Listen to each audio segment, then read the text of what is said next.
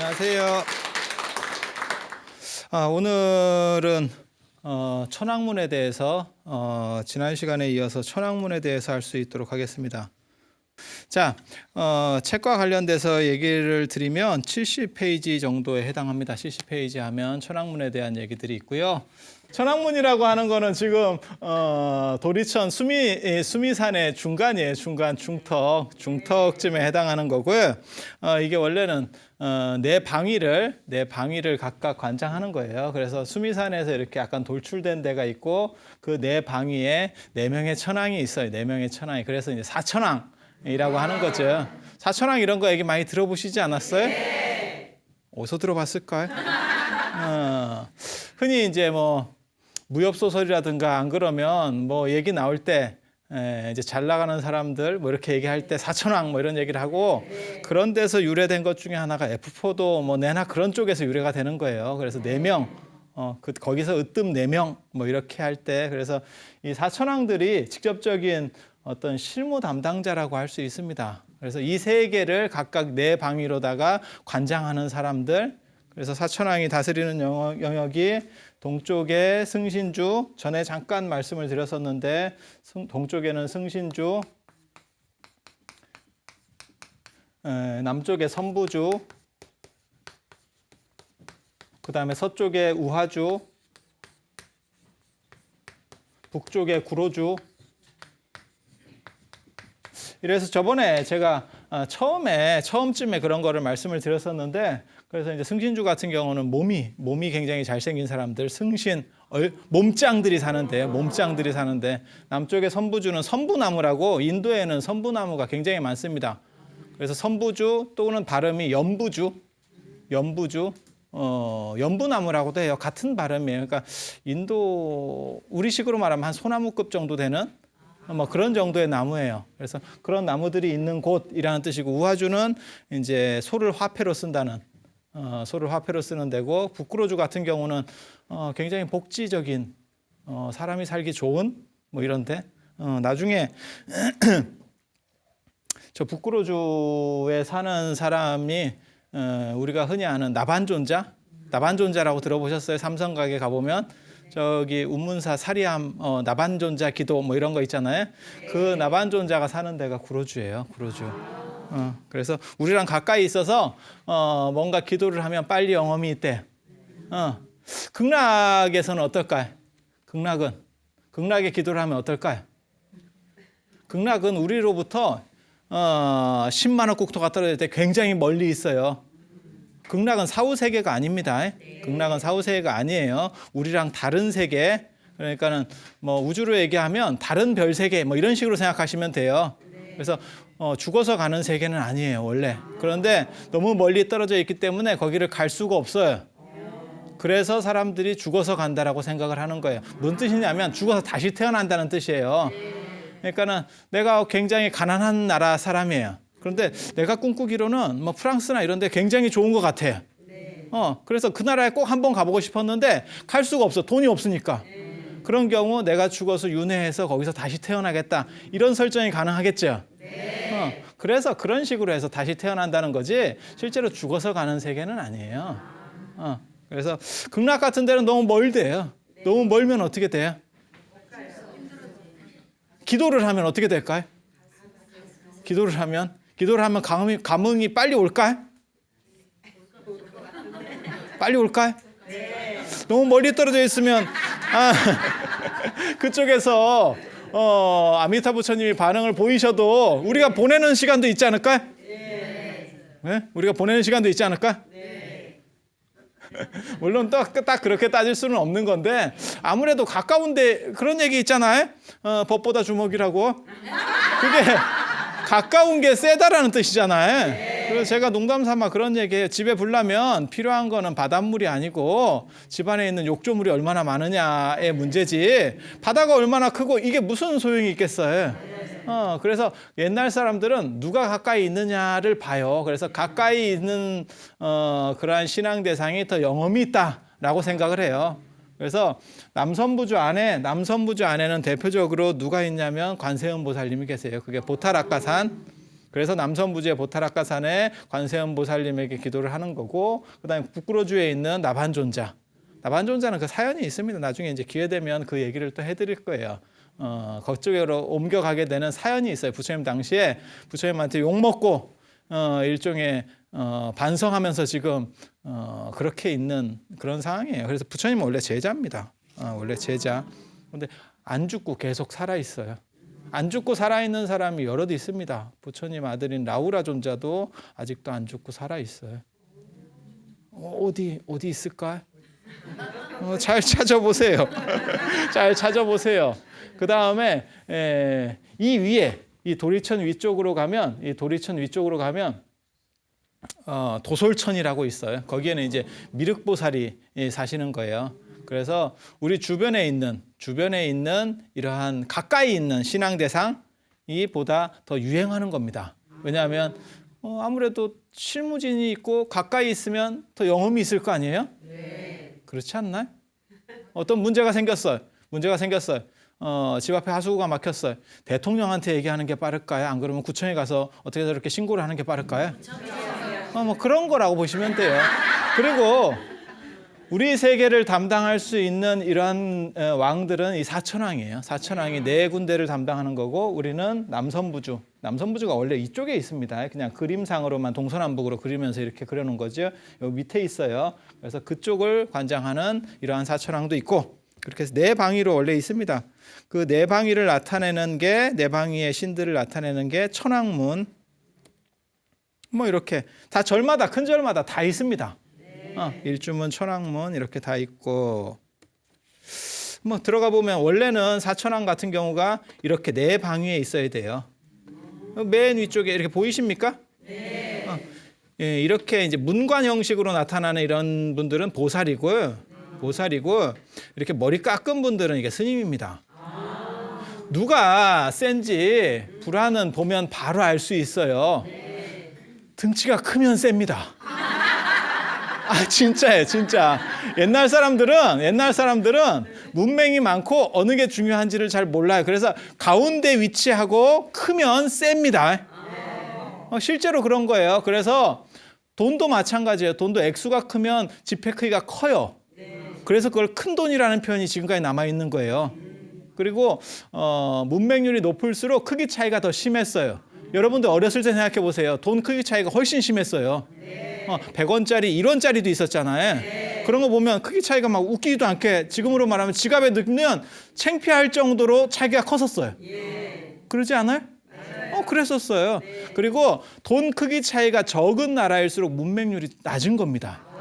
우리나라 같은 경우는 전 세계적으로 한글의 우수성 때문에 문맹률이 낮기 때문에 크기 차이를 적게 하는 거예요. 그래서 외국에 갔을 때 그 나라 화폐들을 이렇게 쭉 만져보면서 크기 차이가 얼마나 나느냐만 보고도 그 사람들의 문맹률을 알 수 있어요.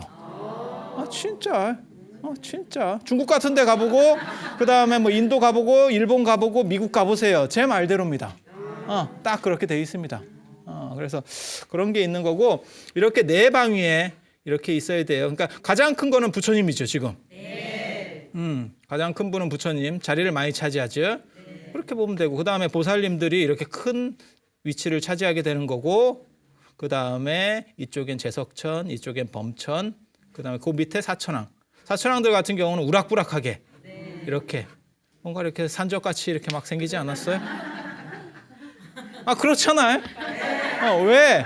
방위를 지켜야 되고, 이 부처님 안쪽을, 이 부처님 세계 안쪽을 다 지켜야 된다는 이런 관장의, 그러니까 일종의 수문장 같은 그런 역할을 해야 되기 때문에 우락부락해야죠. 너무 곱상하게 생기면 좀 그렇다고 보는 거예요. 근데 실제로는 이 사람들이 원래는 왕이었었어요. 사천왕이잖아요. 그러니까 왕은 이렇게 우락부락하지도 않고요. 그 다음에 갑옷 같은 걸 입지도 않습니다. 언제 입냐면 전쟁이 일어났을 때, 전투가 벌어졌을 때, 그때 외에는 안 입어요. 그래서 서역에서 나타나는 사천왕상들은 이게 무관복장이 아니고 문관복장이에요. 이런 보살님들하고 마찬가지로 이런 문관복장으로 돼 있어요. 문관복장으로 돼 있어요. 지난 시간에 제가 금강역사 이런 거 말씀드렸었거든요. 금강역사가 무관복장으로 따로 있는 겁니다. 그런데 그 금강역사하고 저 사천왕이 섞이면서 단일화되면서 사천왕이 이제 무관복장으로 완전히 나오게 되는 거예요. 그래서 무관복장을 할 때는 임금들도 무관복장을 합니다. 그래서 정조 같은 경우도 무관복장, 융복을 입은 그런 복장을 한 게 있죠. 그렇게 진영에 남아 있죠. 그래 가능해요. 그래서 전투를 직접 지휘할 때, 그래서 그런 무관복장으로 이해되는 거 하나, 문관복장으로 이해되는 두 가지가 있는데, 동아시아로 넘어오면서 중앙아시아에서 동아시아로 넘어오면서 이제 방위신이라는 신격이 더 크게 부여되니까 무관복장이 되고 우락부락하고, 그렇게 해서 이제 들어오는 모든 것들을 막겠다, 삿된 것들을 차단한다, 이런 의미를 내포하게 됩니다. 그리고 원래 내 방위에 있기 때문에 이렇게 여기 이렇게 네 귀퉁이로 이렇게 묘사가 되는 게 맞아요. 그런데 중국 문화의 특징 중에 하나가 뭐냐면 뒤쪽에 있을수록 셉니다. 그러니까 절에 가서 방석 같은 걸 확인하시거나, 여러분도 마찬가지예요. 뒷자리에 앉은 사람이 원래는 센 겁니다. 그래서 어른들 이렇게 자리 같은 거 배치할 때도 앞쪽에 앉는 사람이 좋은 게 아닙니다. 우리는 전통적으로. 왜냐하면 아랫사람이 뒤통수를 보고 앉을 수는 없어요. 어른 뒤를 보고 앉을 수는 없어요. 그리고 앞쪽에 앉으면 무슨 일이 벌어지냐면, 뭐 자세가 좀 안 좋거나 불량하거나 이러면 사람들이 금방금방 뒤에 있는 어린 사람들이 알게 되잖아요. 자기보다 낮은 사람이. 근데 뒤쪽에 있으면 어떻게 돼? 뭘 해도 모릅니다. 그러다 보니까 뒤쪽 자리가 원래 더 좋은 거예요. 뒤쪽 자리가 좋은 거예요. 왜? 뒤쪽이고 가운데가 무조건 좋은 겁니다. 그러니까 이 자리에도 위치라는 게 있어요, 사실. 여러분들이 그런 걸 잘 구분을 못 하셔서 그러는데, 그래서 뒤쪽이 좋은 거고, 그래서 이 건축 배치도 있잖아요. 뒤로 갈수록 좋은 건물들이 나와요. 절이든 향교든 왕궁도 마찬가지입니다. 중국에 무슨 뭐 자금성을 가봐도 마찬가지고, 전부 이렇게 쭉 뒤로 갈수록 더 센 건물들이 나옵니다. 그리고 그 중앙 메인 건물을 중심으로 해서 주변으로 이제 약간 그걸 보충해 주는 건물들 이렇게 맞춰져요. 그러다 보니까 그런 걸 보고 일양성이라고 하는 거예요. 일양성. 한 방향을 통해서 그걸 순서를 매긴다고요. 인도 같은 경우는요, 원향성이에요. 그러니까는 동심원 구조, 동그랗게 봐요. 뭐 만다라나 이런 걸 보면 다 동그랗게 나오거든요. 근데 중국 문화는 한 방향이에요. 수직적으로 한 방향. 그러다 보니까 이 사천왕이 뒤에 있는 게 별로 좋은 것 같지 않다. 이래서 나중에 이제 탱화들은 원래 요즘 조선시대 때 유행하고 이런 탱화들 고려시대 때도 마찬가지고, 여기 사천왕이 앞으로 와요. 방위를 왜곡시키는 겁니다. 원래는 동서남북이니까 내 방위에 있어야 되는데 앞으로 들어오게 돼요. 그래서 천왕문도 실제로는 네 군데 원래는 있어야 돼, 그런 식으로 배치가 되는 게 더 올바르겠지만, 실제로는 한 군데에다가 다 몰려 있는 거죠. 이렇게. 이런 식으로. 절에 들어가다 보면 이 천왕문을 반드시 지나갑니다. 차 타고 지나가는 사람 외에는 거의 대부분 이렇게 지나가다 보면 이렇게 천왕들을 만날 수 있고, 언뜻 보기에는 무서운데 자세히 보면 나름대로 귀엽습니다. 그리고 옛날 방위는 어떻게 구분하냐면 동, 남, 서, 북 이렇게 갑니다. 동서남북이 아닙니다. 동쪽에서 시작해서 동남 서북 이렇게 방위들을 돌리는 거예요. 그렇게. 그래서 동쪽에 이제 지국천왕이라고 그래가지고 이게 손에 들고 있는 걸 가지고 알 수 있어요. 비파를 들어요. 비파. 칼, 용, 탑. 이렇게 듭니다. 그래서 이게 동쪽을 나타내는 천왕이, 여기 탑하면 이게 북방이에요. 탑을 들고 있죠. 자, 이게 비파. 동쪽 이제 비파 들고 있죠. 비파 이게 중앙아시아 쪽 악기예요. 중앙아시아 악기예요. 그래서 음악을 연주하는, 무슨 천왕이 음악을 연주한대? 근데 뭐 왜 비파를 들고 있는지 정확하게 잘 모릅니다. 정확하게 아직도 이렇게 밝혀지진 않았는데, 이제 건달바라고 하는 음악신들의 이 양반이 우두머리예요. 우두머리. 그래서 이제 악기를 연주하는 그런 모습이 아닌가, 뭐 이렇게 생각도 하고. 이게 이제 불국사 사천왕이에요. 그다음에 칼. 칼은 예전부터 그냥 무기로 지휘하는 무기로 가장 대표적인 게 칼이잖아요, 그죠? 이순신 장군도 뭐 광화문에 칼 들고 있고 다 이런 식이죠. 그래서 칼. 그다음에 용. 용 보입니까? 이게 굉장히 재밌어요. 이게 이제 용이냐 이무기냐 이런 얘기가 이제 나올 수 있는 그런 거예요. 여기 오른쪽에 용 있잖아, 그죠? 꿈틀꿈틀하지? 이렇게 꿈틀꿈틀 잡혀 있는데 사천왕은 굉장히 큽니다. 그러니까 용을 저렇게 잡고 있는 거예요. 뭐 미꾸라지 같이. 사천왕은 굉장히 크거든. 그런데 여기 보면 여기에 여의주가 있어요. 여의주가 있어요. 그래서 여의주가 있어야 용이지 여의주가 없으면 용이 아닙니다. 그런데 우리나라에서 나오는 모든 용은 특별한 경우가 아니면 여의주를 가지고 있지 않습니다. 여의주가 그 앞에 있거나 뭐 이렇게 돼요. 왜냐하면 용에게 여의주를 주면 용 됐으니까 더 이상 무슨 변화가 없대. 뭐 움직이지 않는다는 거요. 왜 그런 거 있잖아요. 그 건축 같은 거 혹시 해보셨는지 모르겠는데 절에서도 이렇게 불사한다고 건축 같은 거 해보면 돈 먼저 주면 일이 잘 안 됩니다. 뭔 뜻인지 알죠? 그게 일 끝나고 돈을 줘야지. 그 마찬가지예요. 여의주를 주면 용은 이게 별로 이렇게 열심히 하려는 생각 자체가 별로 없어요. 더 이상 뭐 나올 게 없는데 뭐 이렇게 그렇게 생각해서 희낙낙한다는 거예요. 그래서 여의주를 빼내 가지고 이렇게 지금 놓고 있잖아요. 한쪽으로는 여의주를 잡고 용을 잡고 있고 한쪽에는 여의주를 잡고 있고 그러면 그 여의주를 가지려고 바당바당 하는 거예요, 지금. 그러면 그렇게 그러니까는 이거는 지금 정적으로 이렇게 상을 만들어 놓은 거지만 실제로는 굉장히 동적인 겁니다.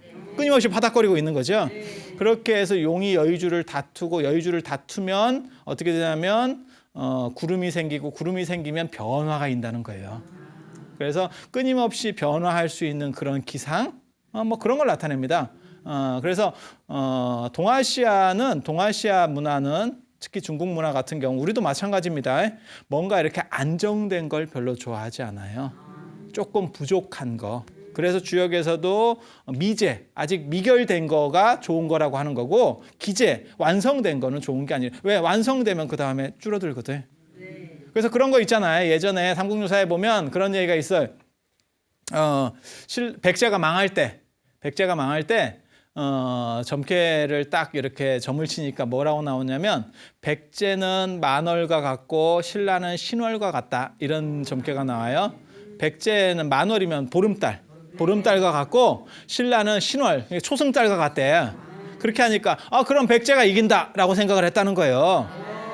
그런데 신라에서 뭐라고 얘기하는 거냐면 그 점괘 얘기를 듣고 뭐라고 얘기하는 거냐면 만월은 기우는 거고 찬 건 기우는 거고 초승달은 늘어나는 거니까 결국 신라가 이긴다, 이렇게 보는 거예요. 지금 조금 있으면 이제 또 동지도 다가올 거예요. 동지도 마찬가지입니다. 동지는 음기가 꽉 차가지고 양기가 이렇게 밀려 있는 상황입니다. 꽉 눌려 있는 상황이에요. 그렇잖아요. 밤이 제일 길고 낮이 짧은 게 동지예요. 동지는 양력으로 보는 겁니다. 그래서 21일 아니면 22일, 12월 21일, 22일 크리스마스 때 다 같이 가는 거예요. 왜냐하면 크리스마스가 로마 동지였거든요. 로마 동지고 지금 동지는 이쪽은 이제 이쪽 동지고, 그래서 해 길이를 좌우하는 거기 때문에 동지하지는 양력으로 가요. 양력으로 가요. 그러니까 음력처럼 왔다 갔다 하질 않아요. 그래서 뭐 그런 게 있습니다. 우리가 동지가 설날인 거 아세요? 옛날에는 동짓날 팥죽 먹으면 한 살 더 먹는다, 이런 얘기 못 들어보셨어요? 옛날 주나라 때 그게 설날이에요. 중국 주나라 때는 해가 시작되는 게 새해의 기점이다, 이렇게 생각하는 거예요. 그래서 이제 팥죽 먹고 이렇게 해서 하는 거예요. 그래서 제가 우리나라 사람들은 너무 한 해 나이를 많이 먹는다, 이런 말도 하거든요. 왜냐하면 동지를 2번이나 겪어요.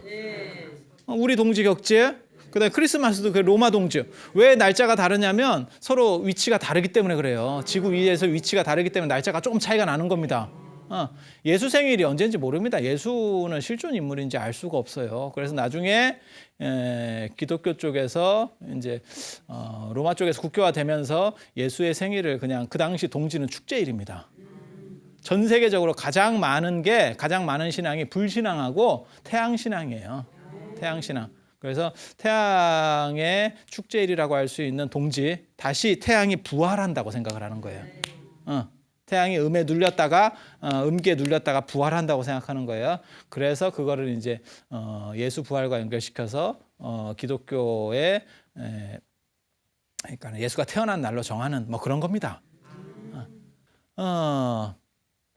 동지와 관계된 뭐 이런 얘기에서 나오는 게 뭐냐면 음이 맨 마지막으로 눌렸다는 거예요. 양기가. 그죠? 낮이 짧고 그다음에 밤이 길고. 그러다 보니까 그때 새알이라고 하는 거예요. 태양을 상징하는 겁니다. 그래서 그 태양을 내가 먹으면서 그 해의 기운을 다시 양기를 북돋아 주는 거예요. 그래서 동직회가 지뢰복이라고 하는 건데 주역에서 보면 지뢰복회예요. 회복하잖아요. 양기가 회복하잖아요. 그래서 그게 최고로 좋은 쾌 중에 하나입니다.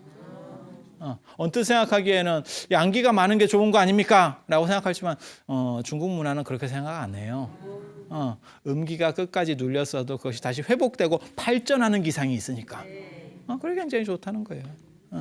그래서 이 용도 이게 이무기라고 보시면 더 가까울 거예요. 왜냐하면 용 자체가 돼버리면 안주해서 아무 변화가 없으니까. 그래서 일부러 여의주를 가지고 희롱하는 이런 자세들이 나오는 거예요. 이게 불교에서만 이렇게 되는 게 아닙니다. 이게 중국 문화에서 시작되는 거기 때문에 이렇게 여의주를 안 주는 이렇게 부족한 것을 통해서 더 나아가게 한다. 주역에도 보면 그런 얘기. 이게 전부 지금 주역 얘기입니다. 전부 주역 얘기예요. 그래서 궁죽변, 궁하면 변하고, 변하면 통하고, 통하면 오래간다. 그걸 합쳐서 뭐라고 하면 궁죽통이라고 하는 거예요. 우리가 많이 쓰는 얘기잖아요. 궁죽통 이렇게 많이 쓰잖아요. 그렇게 해서 그렇게 통한 것들은 오래간대. 그래서 나오는 게 여의주를 안 주고 이렇게 희롱하면서 끊임없이 발전적인 기상을 보이는 그러한 모습이에요. 그래서 엄격하게 말하면 이무기고, 내가 이무기라고 누구한테 얘기해 주니까 굉장히 놀라워하면서 그런 얘기 안 했으면 좋겠다 이러는데 이무기가 더 좋은 거예요. 용이 바로 되는 직전의 이무기. 그런 거 좋지 않아요? 지금 얼마 전에 입학시험 이런 거 봤잖아요. 수능시험 봤잖아요. 언제가 제일 좋을 것 같아요? 자기가 원하는 학교에 합격했을 때가 제일 좋아요.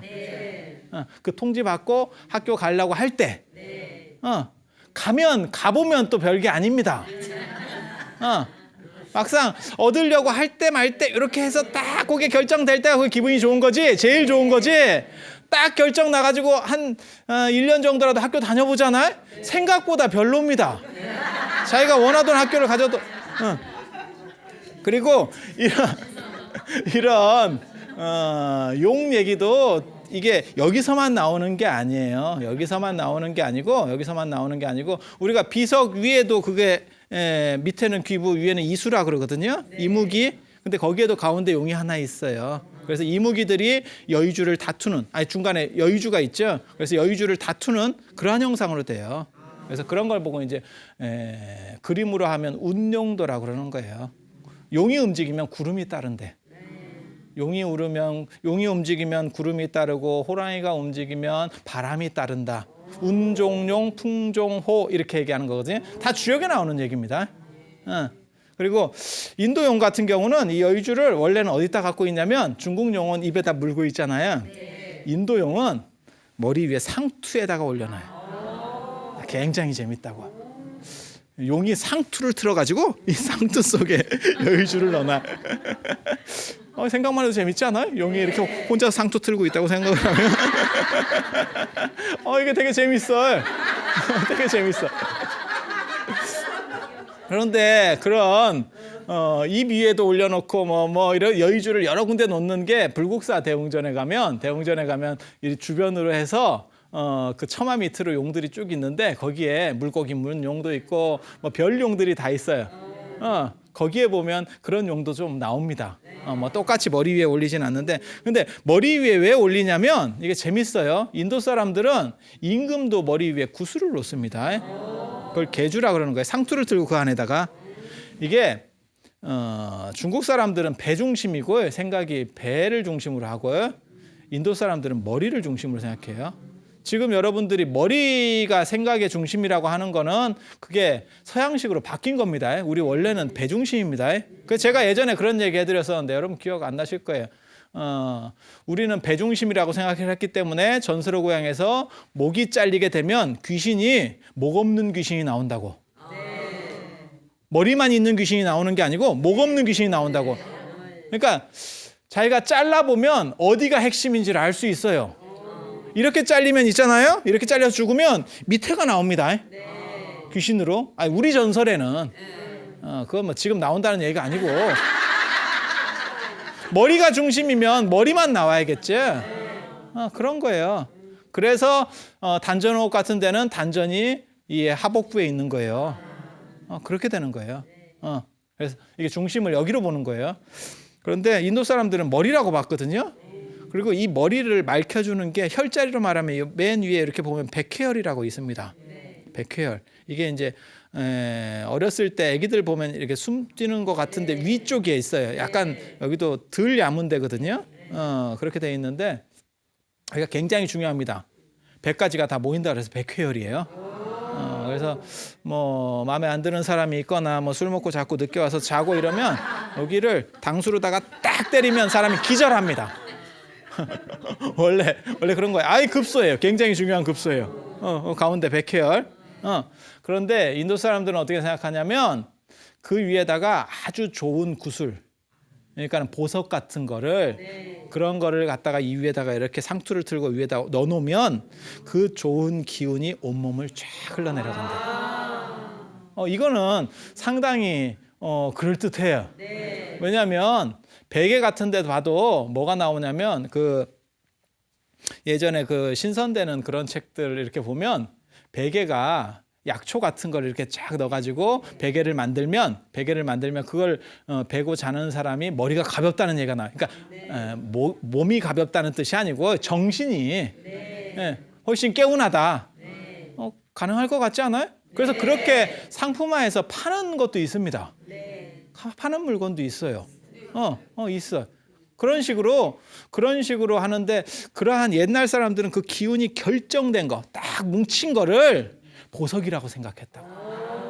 그러니까 루비 같은 경우는 빨간색이니까 삿된 기운들 자체가 전혀 범접할 수 없는. 그러니까 내가 이걸 머릿속에 이 위에다가 하나 딱 올려놓고 있으면 상투 속에 넣어놓고 있으면 내 주변에 삿된 기운이 못 들어오는 거예요. 이해가 돼요? 네. 그래서 왕이 다음 왕에게 대권을 물려줄 때 그 상투 속에 있는 구슬을 풀어서 다음 왕에게 줘요. 그걸 나중에 이제 계주라고 합니다. 계주. 상투 구슬. 근데 이제 사람들이 그 구슬을 잘 몰라가지고 상투를 묶는 구슬인갑다. 우리도 이렇게 상투 보면 사극 같은 데 보면 앞에 묶는 거 뭐 이런 거 있죠. 그런 걸로 생각하는데 그게 아니고 그 속에 있는 구슬이에요. 사실은. 속에 있는 구슬. 그래서 용여의주도 원래는 그 속에 이렇게 넣는 거예요. 또 가봅시다. 탑, 북방 다문천, 비사문천, 북방 비사문천 탑 들고 있죠. 왼손에 탑을 들고 있어요. 탑을 들고 있다는 걸 가지고 이제 사람들이 뭐라고 얘기하냐면 불법을 수호하려고 탑을 든다. 라고 얘기를 해요. 탑을. 그런데 탑을 이제 들 수 있느냐라는 문제가 또 있어요. 탑을 들 수 있느냐라는 문제. 왜냐하면 불교에서의 탑이라고 하는 거는 원래 부처님을 상징하는 겁니다. 부처님을 신이라고 해서 이렇게 벌렁벌렁 들을 수 있는 게 아닙니다. 그렇게 하면 존엄성이 떨어지지. 그래서 저 탑은 뭐가 있냐면 부처님 당시에 사람들이 저걸 저렇게 탑으로 만들어서 가지고 다니던 게 있어요.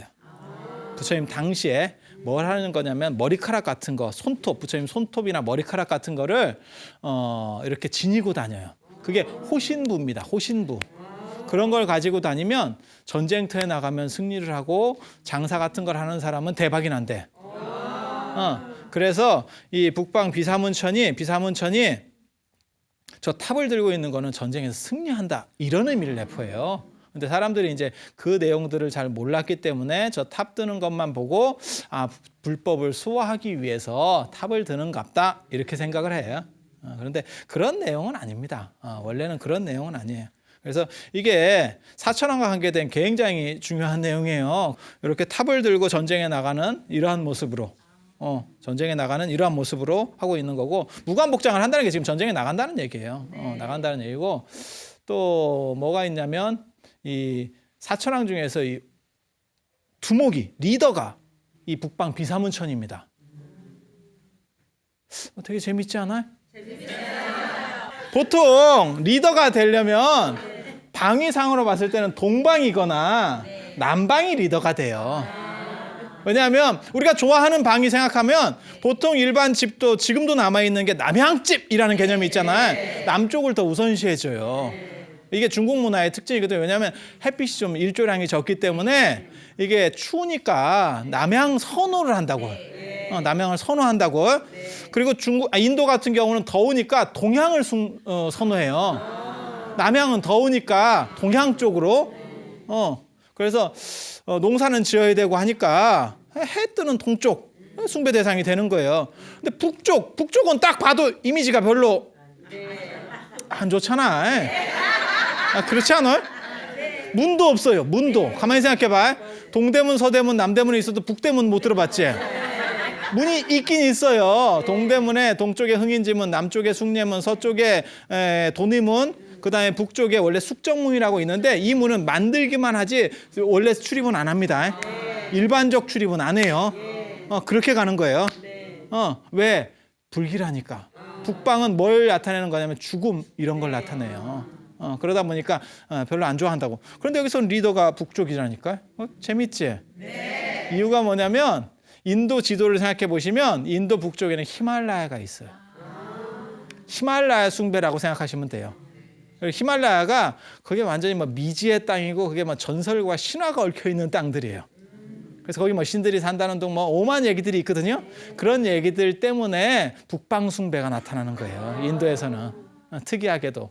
그래서 인도 같은 경우는 보통 숭배 방향이 불교에서는 여러 가지가 나와요. 동쪽에 약사열애불도 있고 서쪽에 아미타불도 있고, 동쪽은 동방숭배가 나타나는 거고 서쪽은 인도 민족 아리안족이라고 하는 원래 인도 민족이 이동하는 루트 중에 하나입니다. 서쪽에서 이렇게 들어오거든요. 그러다 보니까 서쪽 숭배가 있는 거고, 우리도 마찬가지예요. 우리는 북방숭배 이런 것들이 좀 있어요. 왜냐하면 당군이 아니고 환웅족이 이렇게 내려오는 북쪽에서 내려오는 이런 문화들 때문에 우리도 약간 북방숭배가 있어요. 관점적으로. 그래서 북쪽에 대한 어떤 그리움, 외경, 이런 부분들이 좀 있다고. 고구려 말고도 그런 게 좀 있어요. 그런 게 있어요. 그런데 인도 원토착 신화에는 인도의 불교 이전에 원토착 신화에는 이런 북방숭배라는 개념이 있어요. 북방숭배라는 개념. 탑 얘기가 있고, 예전 이게 가문사지 사리기예요. 사리를 넣었었던 부처님 사리를 모셨던 그 밖에 외함인데 이 보면은 상도 무관상이 아니고 꼭 이게 무관이라고 보기도 힘든 그런 중간 단계 정도. 무관은 무관이에요. 이게 서역풍 무관상이고 그 전에는 귀족상이에요. 더 앞으로 나가면 귀족 모습으로 나온다고요. 그냥. 그리고 지물도 손에 들고 있는 것도 약간씩 달라요. 이렇게. 장군상은 장군상이지. 그런데 약간 다르고, 이 가운데 두 번째 이런 건 낭하봉이라고 하는 거예요. 예전에는 칼이 생각보다 그렇게 이건 창일 거고요. 칼이 생각보다 대단한 무기는 아니에요. 이거는 보주. 지금 여의주 같은 어떤 보주. 저건 탑. 이건 봉. 칼이 왜 생각보다 별로냐면 제철 기술이 안 좋으면 칼이라는 게 사람을 많이 못 뺍니다. 전쟁터에서. 한 2명 이렇게 베면 톱이 돼요. 칼이. 진짜 그렇다니까요.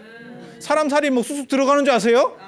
사람이 살만 있나 뼈도 있는데? 네. 여러분들 정도면 그거 아시잖아요. 예전에 닭 같은 거 가공 안 되고 안 그러면 돼지 같은 거 잡고 이런 거 시골에서 보잖아요. 네. 칼 그거 한 번 쓰려면 칼을 몇 번을 가는데 돼지 좀 쓸다가 칼 갈고 쓸다가 칼 갈고 이렇게 하는데 그러니까는 사람을 베잖아요. 그러면 이게 위력도 그렇게 생각보다 안 센 데다가 그다음에 날이 금방 나가버려요. 그럼 뭐 절대 안 나는 거지. 갑옷 입고 상대도 갑옷 입고 뼈 있고 이러는데 그게 쉽게 뭐 뚝뚝 잘리고 막 할 것 같아요? 그래 안 돼요. 그러니까 창 같은 무기, 안 그러면 예전에는 도끼 같은 거, 큰 도끼 이런 거 쓴다고 그렇게 해서 휘두르고, 그러니까 무기로 봤을 때 저런 봉 같은, 저런 낭화봉 같은, 저런 철추 같은 무기예요. 일종의 도깨비 방망이 같은 무기. 그런 게 위력적이라고요. 뭔 뜻인지 아시겠죠? 네. 그런 거예요. 그런 거. 그래서 이걸 옛날식을 반영한 거고, 그다음에 밑에 양도 있어요. 양 같은 것도 있고, 저쪽에 이제 악귀. 예. 이게 나쁜 놈들을 다 제압하겠다라는 뭐 그런 의미예요. 그런 의미. 그래서 이게 손에 들고 있는 지물들이 예전에는 달랐다라는 걸 알 수 있고, 나중에 또 문제가 되는 게 이 탑 들고 있다고 해서 전부 다 북방 비사문 천왕이냐라는 얘기가 또 있어요. 그게 지금도 굉장히 학계에서 논쟁거리가 되는 건데, 저 같은 경우는 북방 비사문 천왕이 탑을 들고 있다고 얘기를 하고, 그걸 가지고 논문도 제가 여러 편을 썼습니다. 그리고 왜 저걸 잡아야 되는 거고, 나중에 이제 방위가 좀 바뀌는 문제가 있거든요. 그래서 이제 방위가 왜 바뀌게 되는가에 대해서도 그런 논문도 썼었어요. 근데 그런 거는 복잡하고 그런 얘기를 길게 하면 재미가 없어요. 여러분들이 무슨 뭐 이거 해서 뭐 어디까지 하려고, 안 그래? 자기에게 필요한 수준의 지식만 얻으면 되는 거지. 그 이상 얻어봐야 머리에 과부하가 걸려요. 그리고 사는 게 즐거우려고 공부도 하는 거지 머리 아프려고 공부하는 게 아닙니다. 그럼 굳이 그런 거 막 복잡한 거 알 필요가 없어. 복잡한 거 알 필요가 없어. 여기 밑에 깔려 있는 악기. 악기. 나쁜 놈 같이 안 생기고 약간 좀 애가 얼빙하게 생겼지. 귀신치고는 좀 그래, 그지? 순진한 귀신 같아. 그래서 내 방위로 들어오는 악들을 다 제압한다. 그래서 밟고 있는 거예요, 발에. 이렇게. 흑인틱하게, 이건 아마 저 중앙아시아 쪽에 사는 뭐 곤륜노라든가 뭐 이런 뭐 어떤 종족에 관계되는 부분들일 거예요. 그리고 보통 이제 임진왜란 병자호란 끝나고 나서는 우리나라의 임진왜란 때 많은 피해를 봤잖아요. 그죠? 병자호란 때도 굉장한 피해를 봤습니다. 굉장한 피해를 봤습니다. 그래서 북쪽은 우리나라에서 북쪽은 병자호란 때 피해를 더 많이 받고, 남쪽은 임진왜란 때 피해를 많이 받고, 이러다 보니까 남쪽에서는 왜구들을 만들어서 이렇게 악귀 대신에 넣는 경우가 있고, 북쪽 같은 경우는 청나라 사람들, 병자호란 때 그 청나라 사람들을 넣어서 넣는 경우들도 있어요. 그렇게 해서라도 보복을 하고 싶었던 거지. 이거는 완전히 무슨 아줌마 같은 뭐 이런 표정이에요. 뺑덕어멈 같은 그런 인상 아니에요? 선운사인데 재밌어요. 되게 희한한 표정을 짓고 있어요. 자, 그렇게 해서 이 천왕문 얘기가 끝나고, 이제부터는 여기 자하문이라고 써 있는 겁니다. 물론 이게 글씨가 작아서 안 보이는 경우도 있지만, 이렇게 한문으로 써놓으면 사람들이 더 잘 안 보입니다. 특징이 이 정도 글씨라도 한글로 써 있으면 읽어요. 근데 한문으로 써 있으면 갑자기 더 잘 안 보여. 이게 저도 한글로 쓰자고 주장하는 사람 중에 하나예요. 굳이 한문으로 써서 저거 뭐 할 거예요. 그리고 한문은 원래 저런 또 현판 이렇게 쓰는 거는, 상인방에 현판 거는 거는 정자로 잘 써줘야 돼요. 또 필체 흐려놓으면 막 자기가 막 이렇게 필기체 비슷하게 쓰잖아요. 뭐 한글도 우리도 마찬가지죠. 글 쓸 때 정자로 쓰는 게 있고 이렇게 흘려 쓰는 게 있잖아요. 흘려 쓰면 우리가 쓴 사람도 못 읽습니다. 우리가 쓴 사람도 못 읽습니다. 저런 간판 같은 경우는 읽기 쉽지. 왜냐하면 뭐가 나온다는 게 머릿속에 입력돼 있기 때문에 비슷하면 그냥 읽으면 돼요. 그런데 주련 같은 게 있어요. 이렇게 법당에 가면 이렇게 기둥 옆에다가 이렇게 써놓는 거, 그거는 내용들이 약간씩 달라질 수도 있습니다. 그것도 쓰는 구절들을 쓰면 안 헷갈려요. 못 읽어도 몇 글자만 딱 알면 그냥 쭉 그거구나 외워놨으니까 그렇게 가는데, 특이하게 쓰는 사람들이 있어요. 그렇게 해서 흘려 써놓으면 죽도밥도 아닙니다. 죽도밥도 아닙니다.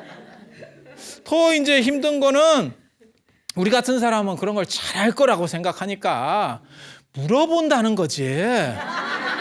사람들이 아이 그거 흘려 써놓으면 저도 글씨를 잘 못 쓰는데 특징 중에 하나가 제가 흘려 써놓으면 어떤 때는 제가 쓴 걸 잘 못 읽어요. 그렇게 써놓으면 누가 알아? 누가 알아? 그래서 저런 공공성을 가지는 부분에 있어서의 글씨들은 정자로 쓰는 게 맞습니다. 정자로, 최대한 정자로 써줘야 돼요. 생각해 보세요. 누가 간판을 거는데 내가 장사하는데 간판을 거는데 흘려 써놨어. 그러면 그거 읽으라는 거예요, 말라는 거예요, 그게. 그걸 보고 무엇인가 생각하면서 들어오라는 뜻이거든요. 뭐 그렇지 않아요? 그런 거예요. 그래서 자하문 이런 것도 이제 점점 앞으로는 한글로 될 거예요. 이 자하문은 자줏빛 안개가 서려 있는 문 이렇게 되는 거예요. 불국사. 저기 예전에 앞에 큰 연못이 있었고 거기서 이렇게 물안개가 올라오기 시작하는 거거든요. 물안개가 이렇게 차면 마치 수중에 떠 있는 용궁 같은 이런 성과 같은 이런 느낌으로 불국사가 착 묘사가 돼요. 그런데 불국사 복원할 때 이제 그렇게 잘 못하는 바람에 그런 아름다운 경관을 사라지게 됐어요. 그런데 그 안개를 왜 자색이라고 얘기하냐면 부처님은 금색인데 그냥 금색이 아니고 원래 자금색이에요. 자금색.